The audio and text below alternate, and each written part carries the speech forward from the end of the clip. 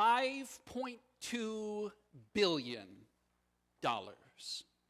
That is the latest estimate I could find for that election we just endured. It cost $5.2 billion. Ads on TV, mailings, those glossy color mailings that arrived in the mail so that we can wallpaper our living rooms with them.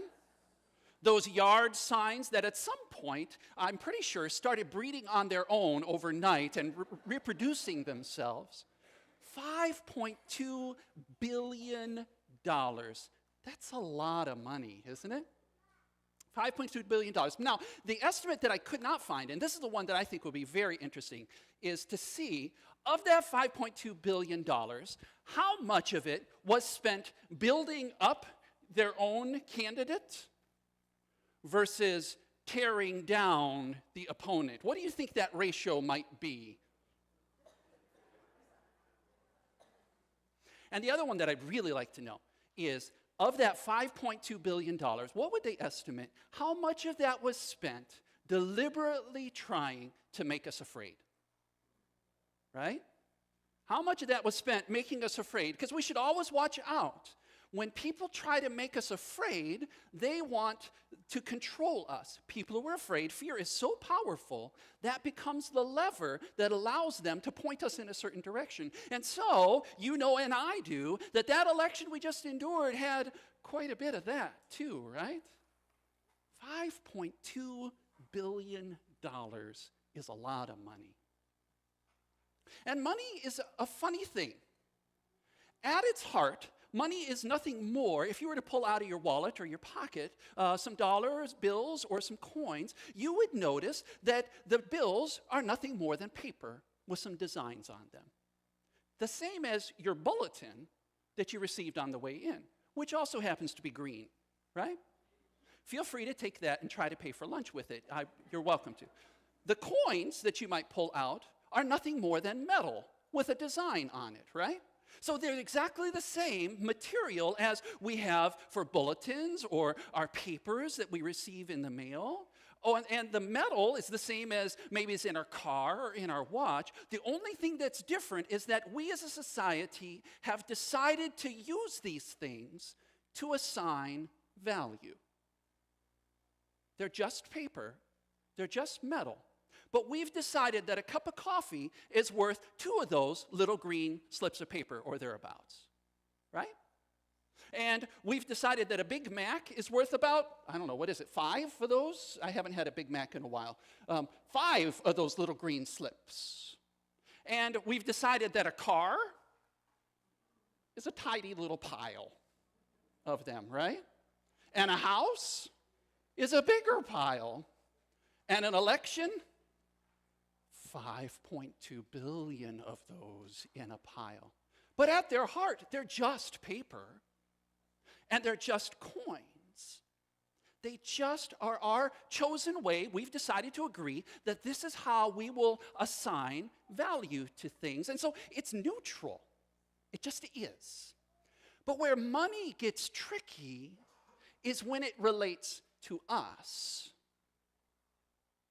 Because most of us receive our money by our time or our efforts, our energy, things we do or things we create. It's by what we either spend our time doing or being.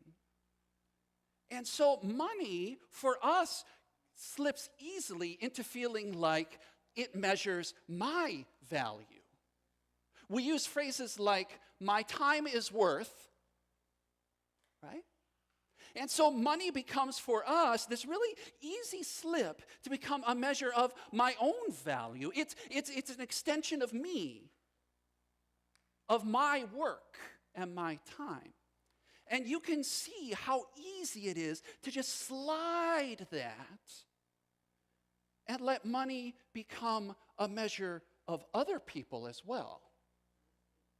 How much someone is worth by how big their pile of green stuff is, right?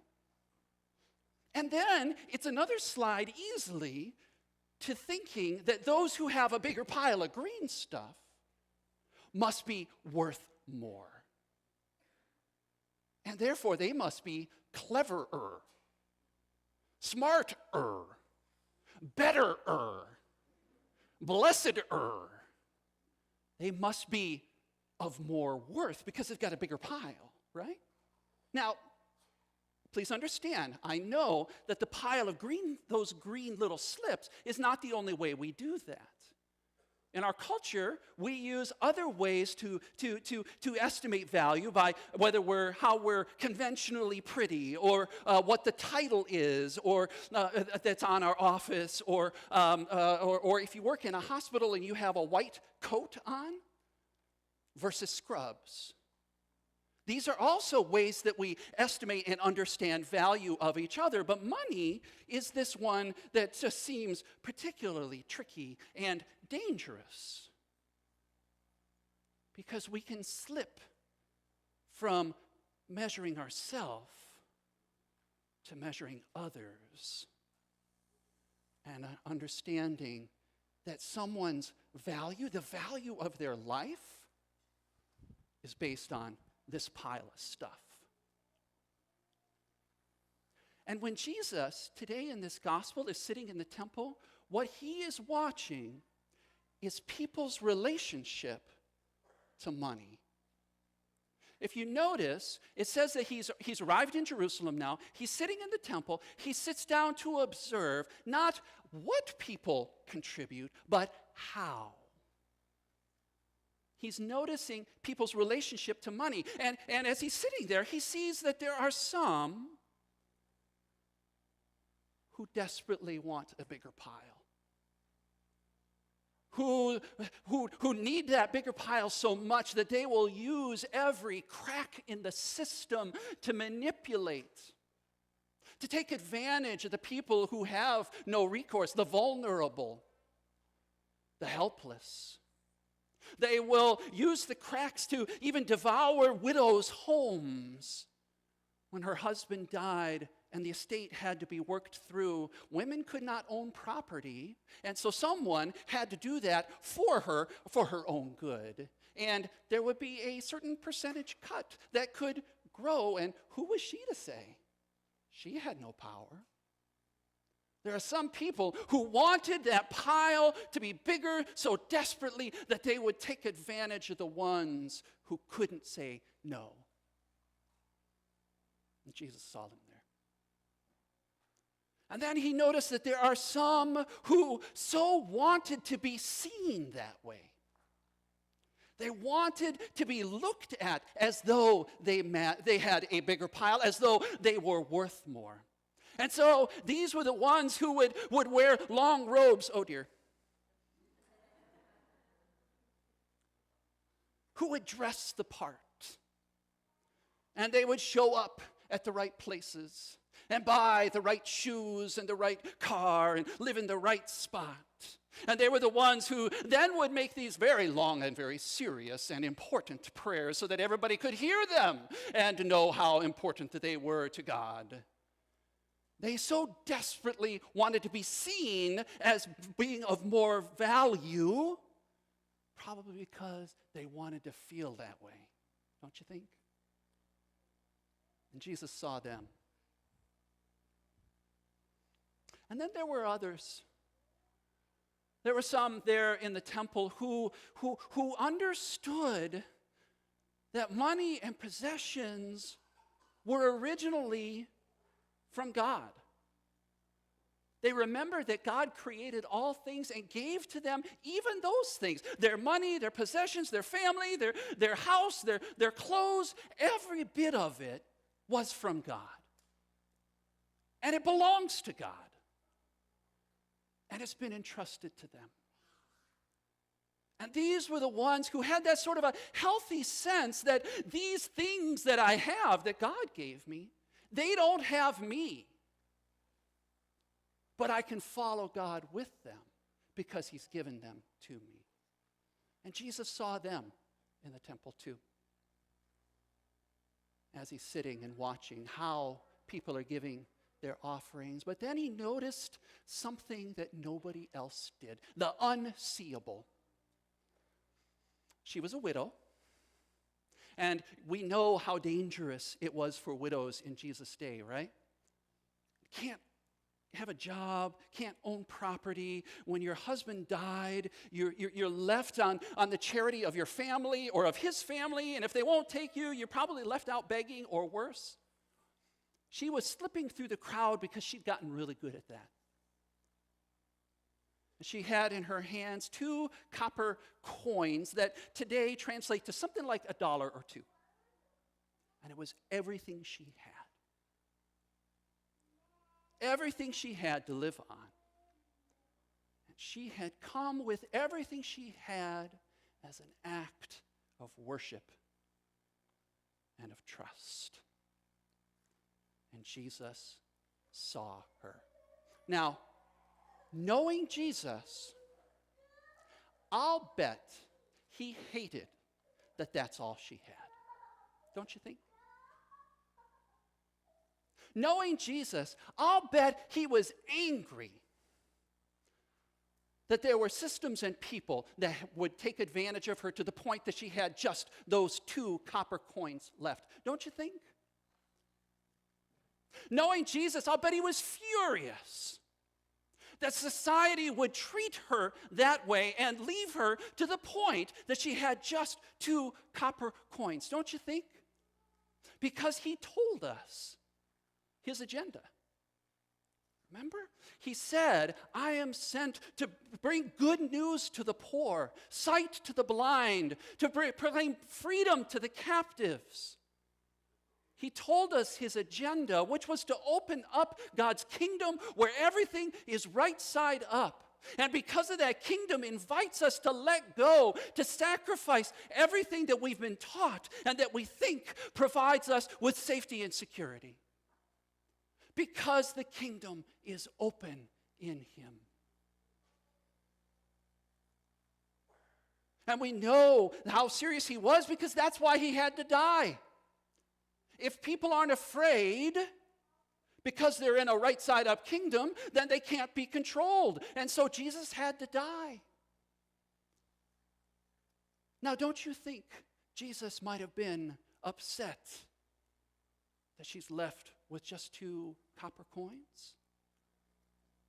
And I wonder if maybe he watched her and pointed to her and was waiting and hoping that one of his disciples might just say, and Jesus, what are we going to do about this?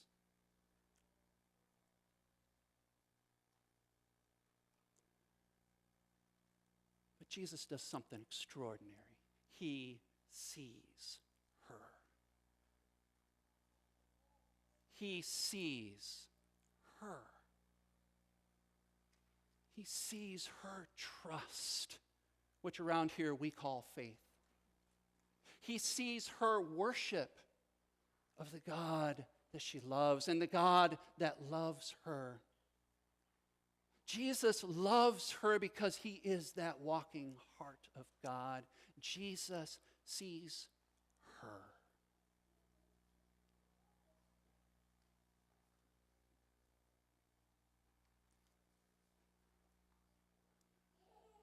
Now, many of you remember our Donald. Remember Donald? Donald lived not far from here, and he would ride his bike through all kinds of weather to join us here for worship. And I was never quite sure how he found us, but I was sure glad he did. Donald was illiterate, and he would gladly tell you that.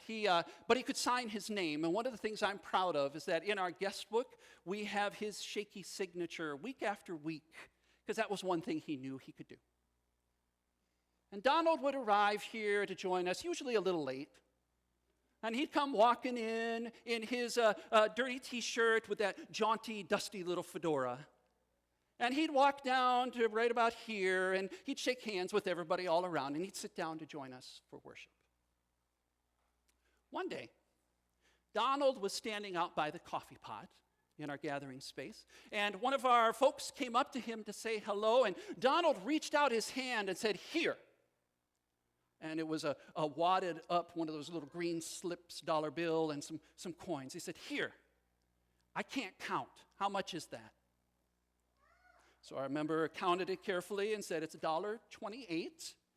And in his other hand, Donald had one of our offering envelopes. And he said, write that on there. That's my offering. And so our member carefully wrote it and looked at Donald's scuffed up shoes and his dirty t-shirt, and knowing where he lives and probably under what kind of circumstances he lives, as he wrote, he said, all of it? Are you sure? And Donald said, I have enough to eat. He said, that's my offering. So write it on there. So he put it in the envelope, and Donald took it, and he licked the envelope closed. And then he came in here.